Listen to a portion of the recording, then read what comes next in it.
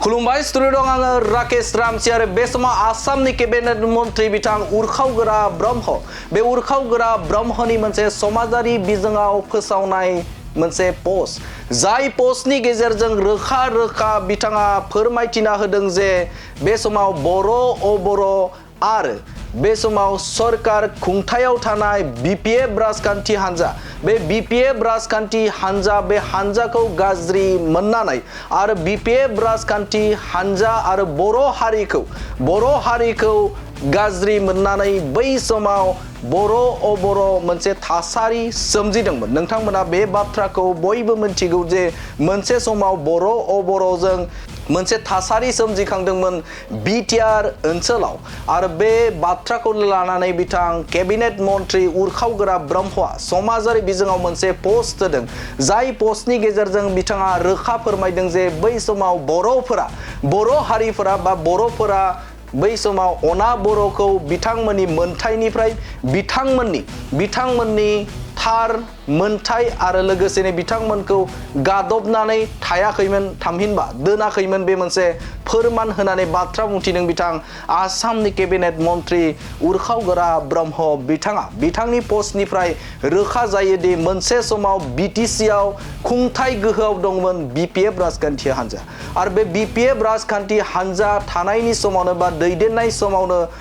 अबर' सुरक्षा कमिटि सोमजिखांदोंमोन जायनि ओंथिया बेनो जे बिटिसि ओनसोलाव अना बर'फोरखौ बर'नि अनगायै गुबुन हारि हारिसाफोरखौ बिटिसि ओनसोलाव थार मोनथाय बिथांमोननो मोजां खुंथाय आरो माखासे सोरकारारि मोननांगौ मोनथाय बे मोननांगौ मोनथायखौ बन्सित खालामदों जायनि थाखायनो बे समाव अबर' सुरक्षा समितिया बर'नि अनगायै गुबुन हारिफोरखौ रैखाथि होनो थाखाय दानाय जादोंमोन आरो जायखौ लानानै मोनसे समाव क'क्राझार लक सभायाव नब कुमार सरनिया 10 बोसोर सासन खालामदोंमोन बर' अबर'खौ लानानै। नोंथांमोना मिथिगौ जे प्रमद बर'नि दैदेननाय बे प्रमद बर'नि दैदेननायाव बिटिआर सरकार जादों आरो बिटिआर सरकारनि उननिफ्रायनो जे बर' अबर' जे मोनसे गोरोन्थि बुजिलायनाय बे गोरोन्थि बुजिलायनाया जोबस्रांदोंमोन आरो बयबो हारि माहारिसाफोरखौ लानानै बे समाव प्रमद बर'आ खामानि मावबाय थानायखौ नोंथांमोना मोनथिगौ आरो बे समाव जिएसपि राजखान्थि हान्जा आरो बिपिएफ राजखान्थि हान्जाजों मोनसे एलायन्स जानो थाखाय थांगासिनो दं आरो बे बाथ्राखौ लानानै बिथाङा पस्टखौ लिरदों एरैहाय जे बै समाव खुंथाय गोहोआव बिपिएफ राजखान्थि हान्जा दङमोन बिपिएफ राजखान्थि हान्जा थानाय समावनो अबर' सुरक्षा कमिटिया जोनोम जादोंमोन बे जोनोम जादोंमोन जे बर'फोरा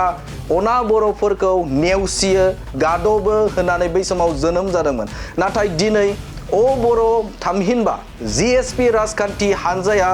बिपिएफ राजखान्थि हान्जाजों एलायन्स खालामनो थांगासिनो दं बेनि ओंथिया बेनो जे बै समाव जाय राजखान्थि हान्जाया बिथांमोननो समान मोनथायखौ होआखैमोन अबर'नो थार बिजिरनायखौ होआखैमोन अब्ला बिथांमोनजोंनो लोगो जानो थांगासिनो दं नब कुमार सरनिया आरो बेनि ओंथिया बेखौनो बुजायो दि बै समाव जाखिनि गोरोन्थि बुजिलायनानै थामहिनबा बे समाव राजखान्थियारि मुलाम्फानि थाखाय बर' अबर'खौ लानानै गावस्रा होदोंमोन बे गावस्रा होनायनि फोरमाना बेनो जे बे समाव बर'फोरा बै समाव गादबाखैमोन बर'फोरा बै समाव अना बर'खौ नासयाखैमोन होननानै गिदिर बाथ्रा बुंथिदों बिथां आसामनि केबिनेट मन्त्रि उरखावगोरा ब्रह्मआ आरो बेनिख्रुइ आरोबाव मा गेदेर फोरमान दंबावो होननानै बाथ्रा बुंथिदों बिथां उरखावगोरा ब्रह्मआ मख'नांगोन जे बिथां उरखावगोरा ब्रह्मआ पस्टनि गेजेरजों लिरदों जे बै समाव जाय बिथांमोना खाबु फलान जाय बिथांमोना बै समाव बेफोरबायदि नाजानानै बर'खौ बै समाव गावस्रा होदोंमोन बर'नि अनगायै गुबुन हारिफोरखौ गावस्रा होदोंमोन दा बेफोरबायदि सुबुङानो बे समाव राजखान्थियारि मुलाम्फानि थाखाय खौसे जादों आरो बे खौसे जानायनि ओंथिया बेनो जे बै समाव बर'फोरा अना बर'खौ जेबो गाज्रि थासारि आरो बिथांमोनखौ नासयाखैमोन बेनो मोनसे गिदिर बिदिन्थि होननानै बाथ्रा बुंथिदों बिथां उरखावगोरा ब्रह्म बिथाङा दानिया फैदों नोंथांमोननो ब्रेकिंनि हेफाजाबजों बिथाङा बुंनाय बाथ्राखौ आबुङै थख' नोंथांमोननि गेजेराव फोरमायनि। जुदि जाय सुबुं आरो दैदेनगिरिनि दैदेननायावनो बर' सुरक्षा